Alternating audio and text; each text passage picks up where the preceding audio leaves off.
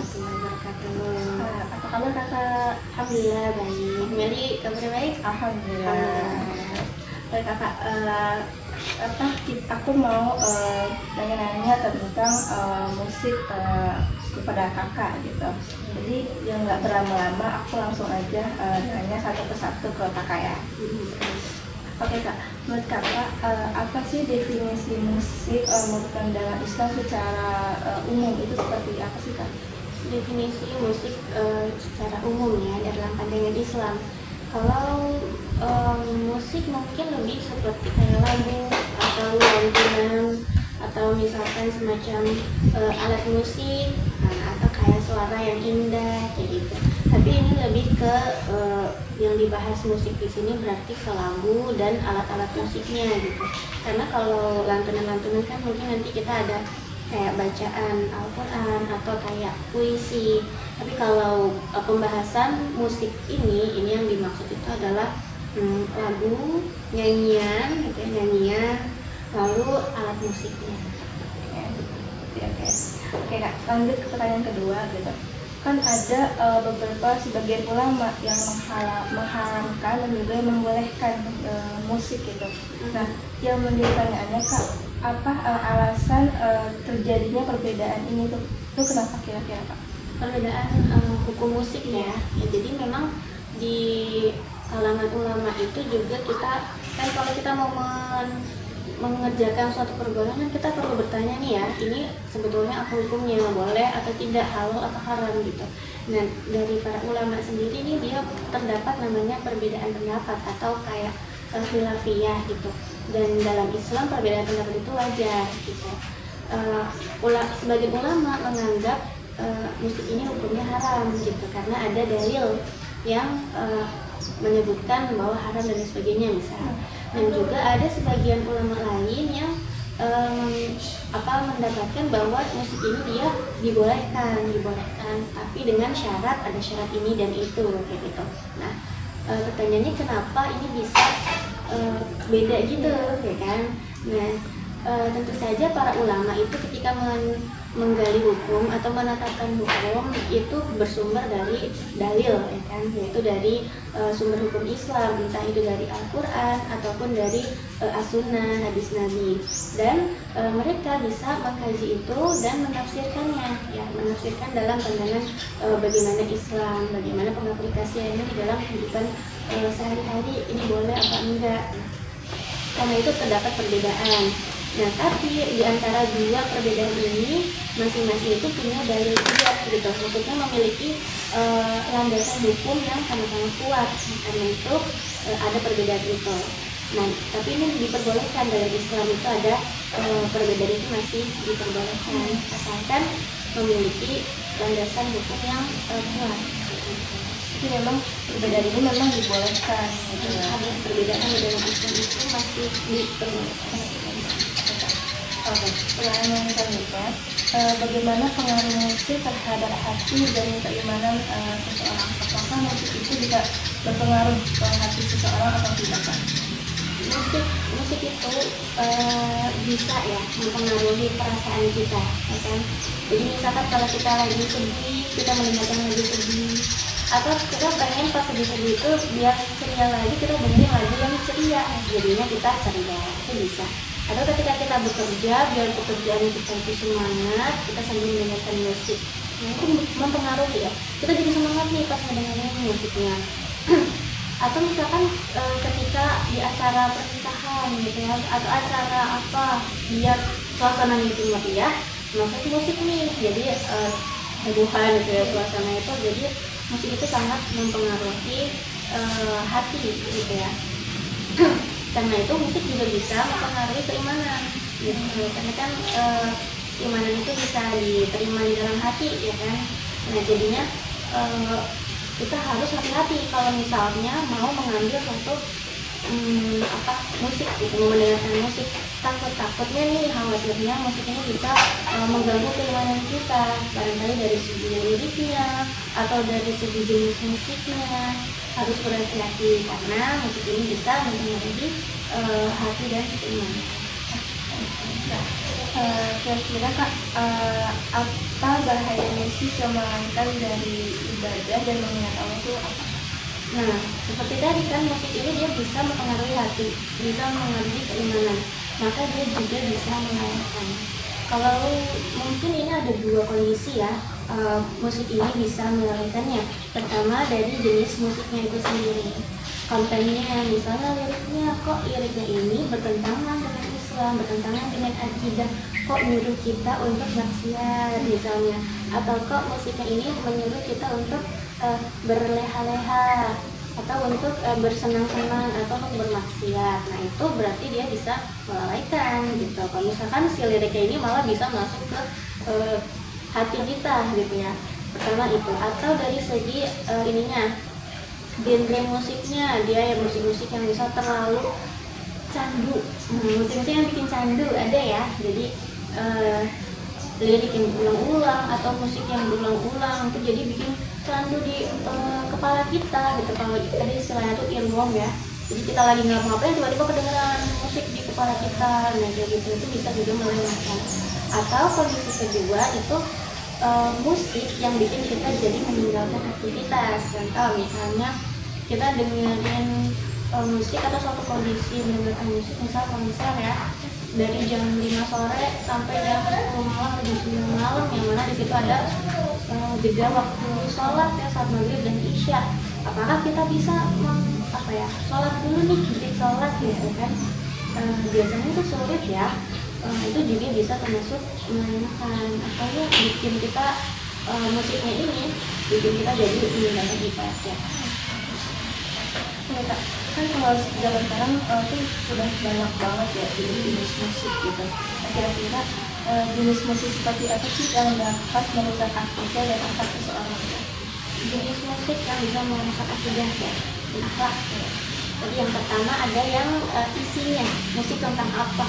Soalnya ada musik-musik yang dia itu parah banget ya, parah banget itu jadi bisa menyuruh orang untuk sampai mengakhiri hidupnya, itu ada kan, menyakiti dirinya, itu ada, itu jelas mengenai akidah, atau menyembah kepada yang yang kesyirikan, itu juga mengenai akidah. Tapi kalau dari jenisnya, mungkin saya pernah mendengar ada penelitian tentang suara yang bisa mempengaruhi air gitu.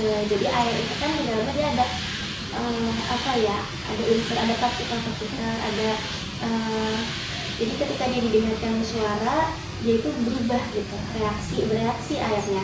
Dan reaksi yang bagus, yang paling bagus ternyata adalah ketika dibacakan Al-Quran. Airnya itu jadi bagus gitu bentuknya. Itu dilihat dengan mikroskop ya, jadi mikroskopik. Mungkin kalau kita pernah lihat kayak kristal es ya, itu kan indah seperti itu. Nah air itu dia nanti bentuknya juga indah seperti itu di dalamnya. Nah tapi kalau didengarkan dengan musik yang keras, misalnya dentuman-dentuman nih, kayak kalau ada musik yang gitu ya, atau musik yang kayak terlalu teriak-teriak, yang rocker gitu ya, yang metal ya, nah itu dia reaksinya itu berantakan gitu, kayak kacau gitu reaksinya. Dan jadi mungkin itu yang jenis musik yang nggak bagus gitu ya untuk didengarkan. Atau misalkan didengarkan yang lagu, kalau lagu itu ada musik-musik yang bikin bayi cerdas ya, musik yang membuat bayi cerdas seperti musik klasik misalnya, itu juga reaksinya itu lebih bagus daripada musik-musik yang keras-keras tadi gitu. Tapi ternyata yang paling bagus itu adalah lagu Al-Quran gitu. Dan tubuh kita di manusia itu sebagian besarnya itu presentasinya itu banyak itu air, terdiri dari air ya kan, dan ada darah, terus ada unsur-unsur air yang lain. Nah makanya ketika kita mendengarkan musik yang bisa mempengaruhi struktur tubuh kita ini, struktur tubuh kita, berarti itu juga bisa gitu bereaksi dengan hal yang sama gitu. Berarti tergantung isinya ya, ya jenis musiknya gitu. Oke Kak, kan untuk saat ini musik itu sangat digandrungi oleh remaja ya, mayoritasnya gitu. Nah, tapi bagaimana dampak musik yang salah terhadap perkembangan remaja saat ini itu gimana? Dampak musik yang salah terhadap pergaulan remaja ya, itu tadi ya, karena musik itu dia dipengaruhi sama liriknya atau kontennya. maka itu bisa diikuti juga. Nah makanya musik ini bisa jadi ladang dakwah gitu ya, dakwah kepada kemaksiatan gitu.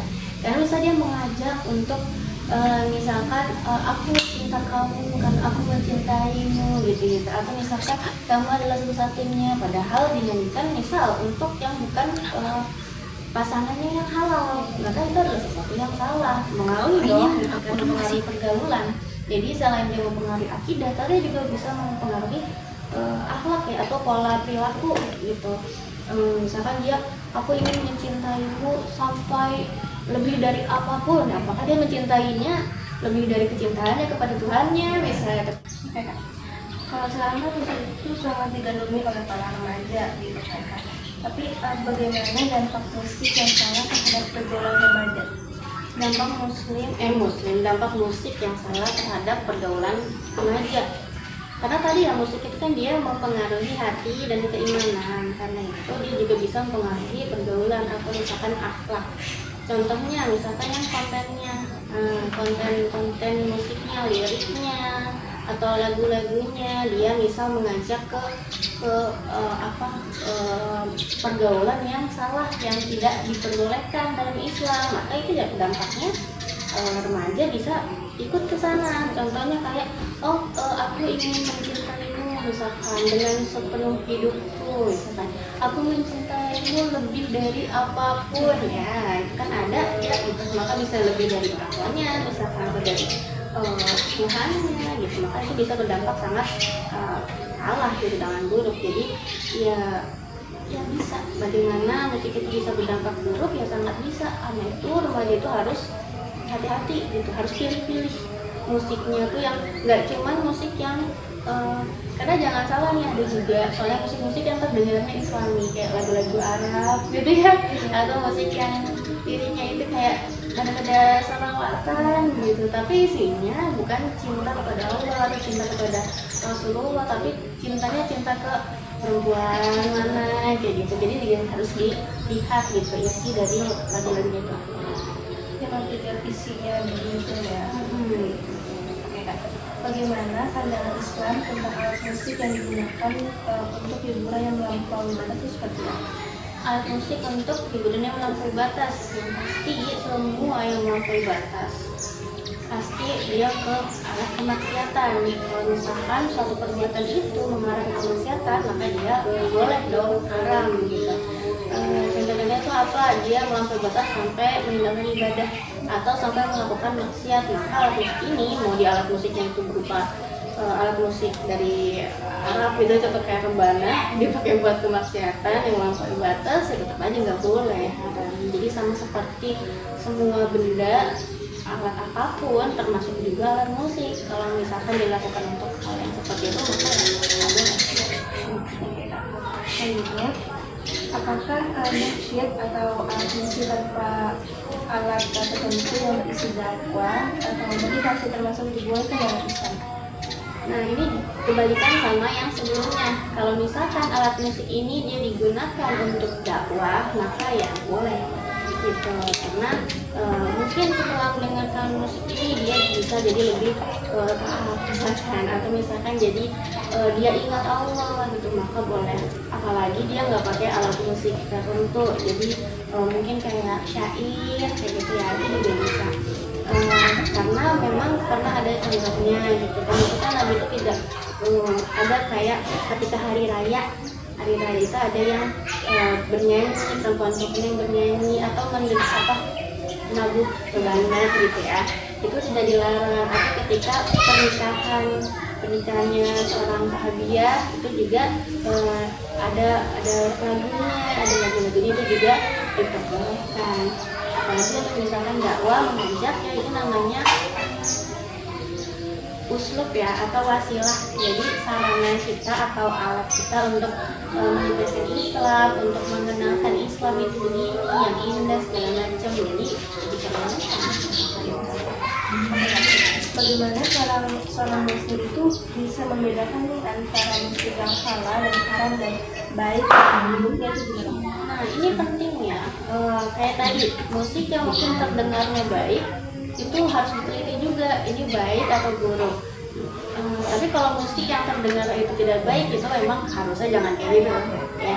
Contoh misalkan jadi kalau musik yang kita buat itu harus yang membuat badan kita itu juga baik gitu ya. Jangan sampai musik yang keras, yang apa, yang bikin kita jadi emosinya meledak-ledak gitu ya, karena cairan air di tubuh kita tuh bereaksinya itu gak beraturan, jadi kita mau ngomongin orang jadi kayak marah ya kan. Itu juga harus dihindari ya.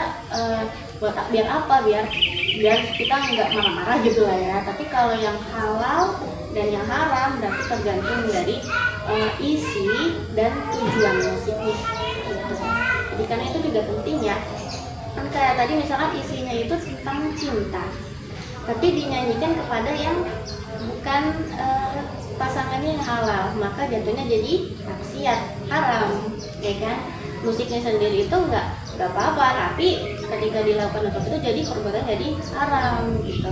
Tapi misalkan musiknya itu dia nyanyikan untuk pasangannya yang halal, berarti sudah menikah, berarti yang apa gitu. Atau misalkan musiknya isinya tentang ajakan untuk bermaksiat, ajakan untuk pura-pura, ajakan untuk apa yang sekarang tuh banyak ini loh, menyakiti diri sendiri untuk mengakhiri hidup, kayak lagu-lagu yang bikin putus asa. Nah itu juga berarti harus nggak boleh. Kayaknya kalau sampai ke haramnya sih bukan ya, tapi itu juga harus dihindari karena tadi dari poin sebelumnya kita musik itu bisa mempengaruhi hati. Tapi kalau dari segi haram yang jelas haram itu adalah musik-musik yang mengajak ke kesyirikan ya, dan kesyirik, atau musik yang menghalalkan maksiat misalkan, itu juga berarti nggak boleh gitu kan. Kalau kita menghalalkan sesuatu yang diharamkan Allah kan berarti nggak boleh gitu kan. Jadi mungkin dari segi isi ya, sama ya kalau musik yang halal berarti ya yang dia mengajak kepada kebaikan, atau mungkin yang bikin hidupnya itu jadi lebih termotivasi gitu. Ini kembali lagi mungkin kesimpulan gitu ya, dari pembahasan itu kan musik itu jadinya dia itu alat ya. Musik itu dia hanya sebagai alat, bukan sebagai apa ya, kalau nggak ada musik kita nggak bisa gitu, enggak. Jadi kalau kita emang mau mempergunakan, kita cari yang benar, kita cari yang sesuai, yang diperbolehkan. Tapi kalau misalkan kita mau beralih ke yang lebih baik ya, kita bisa cari yang lebih mendekatkan diri kepada Allah. Contoh misalkan dengan takarruf, atau misalkan membaca Al-Quran, atau misalkan bersolawat gitu dan lain sebagainya. Jadi itu hanya sebagai wasilah aja kan. Wasilah berarti yang boleh dipakai yang mana? Yang halal aja gitu. Jadi bagaimana cara membedakan yang haram dan halal? Kita ketahui dulu nih apa-apa aja nih perbuatan yang haram. Maka semua yang berkaitan dengan haram tadi ada pada musik atau pada lagu itu berarti ini haram, nggak boleh. Kalau misalkan ternyata oh ini sesuatu yang baik atau yang diperbolehkan ya, minimal itu berarti diperbolehkan dalam Islam, berarti dia nggak haram. Atau misalkan ya boleh lah didengerin. Itu tadi masih ada perbedaan pendapat mungkin ya, bagi yang memang mengambil musik itu memang haram secara keseluruhan ya boleh mengambil, berarti nggak usah mendengarkan musik. Tapi kalau misalkan mengambil musik itu boleh, berarti ya tadi harus pilih-pilih gitu. Oke Kak, dari semua pertanyaan kakak ini, boleh nggak dikasih solusi buat teman-teman juga biar tahu gimana sih solusinya, biar kita bisa ngebedain mana musik yang boleh didengarkan, mana yang enggak gitu. Dan solusi besar itu seperti apa Kak?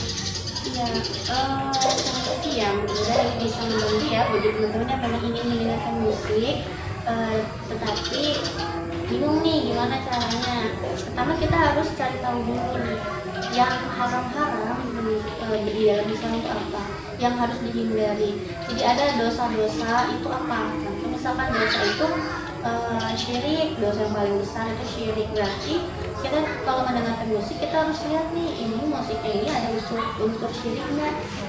Dan ini kita mungkin kalau sekarang ada tambahannya ya, ada musik video MV ya. Jadi dalam produksi lagu itu biasa ada MV-nya ini ada unsur syiriknya juga enggak. Nah itu juga ada tambahannya nih. Nah itu kalau misalkan ada berarti jangan.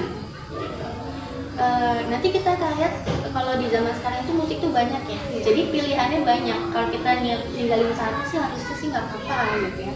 Habis itu bisa contoh lain apa? Dosa besar itu durhaka kepada orang tua. Misalkan di dalam lagu itu atau dalam musik itu ada unsur durhaka sama orang tua, berarti itu juga nggak boleh. Bisa apa? Misalkan melalaikan sholat atau ibadah, atau misalkan tentang perzinahan atau yang mendekati zina, nah itu juga berarti nggak boleh. Jadi pertama kita harus tahu dulu maksiatnya itu apa aja. Gitu. Ketika maksiatnya itu apa aja kita udah tahu, baru kita bisa pilih nih musik yang mana yang bisa kita ambil. Terus sekarang banyak juga kan musik-musik tuh yang bahasanya tuh bahasa lain gitu ya, bukan bahasa yang kita pahami. Contoh mungkin bahasa Inggris atau bahasa negara lain, atau mungkin sekarang yang lagi banyak juga bahasa daerah tapi yang kita nggak tahu, bahasa daerah timur atau bahasa daerah barat yang kita tuh nggak familiar. Itu kita juga harus lihat tuh, mungkin kedengeran enak ya, didendangkan terus bisa viral juga, itu juga kita harus cari tahu. Jadi solusinya pertama kita belajar Islam lagi, belajar Islam lebih banyak, kita ketahui di dalam Islam itu yang boleh apa, yang nggak boleh apa. Terus yang kedua ya kita bisa menahan diri. Kalau kita udah tahu, oh yang ini nggak boleh nih, kita harus tinggalkan, berarti kita jangan melakukan. Terus ya istiqomah dan sabar kali gitu. Ya paling kalau misalkan kita bingung, kita cari teman-teman ya, teman-teman yang bisa menguatkan kita, karena mungkin dia bisa kasih saran-saran, ini nih yang lagu yang bagus, ini lagu yang jangan gitu. Atau mungkin lebih bagus lagi, yang lebih tinggi lagi tingkatannya, dia bisa kita nggak usah dengerin lagu, kita ngelakuin ini aja, misalkan aktivitas yang lain yang mungkin bikin dia lebih bersemangat daripada ketika dia mendengarkan lagu gitu kan. Itu juga tingkatan yang lebih baik lagi gitu, bisa seperti itu. Mungkin itu ya solusinya, mudah-mudahan bisa jadi masukan gitu. Oke teman-teman, pertama mengucapkan terima kasih juga kepada Kak Tina udah bisa menyempatkan waktu untuk diskusi. Semoga apa yang tadi disampaikan oleh Kak Fatima itu juga bisa bermanfaat untuk kita semua. Dan juga kita bisa mengambil pelajaran dari diskusi ini. Nah sekian mungkin dari saya. Apabila ada salahnya mohon maaf. Saya Meli. Wassalamualaikum warahmatullahi wabarakatuh. Waalaikumsalam. Dah, ya selesai.